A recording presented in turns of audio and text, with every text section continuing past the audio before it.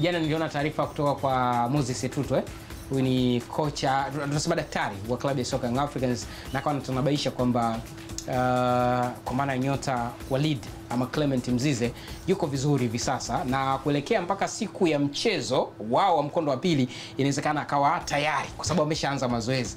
Hivi ongezeko lake linaweza likaongeza kitu cha tofauti kwenye klabu ya soka Young Africans, ama pengine kukosekana kwa Mzize sio miongoni mwa shida ambazo zilipelekea kuona kile ambacho alikutana nacho?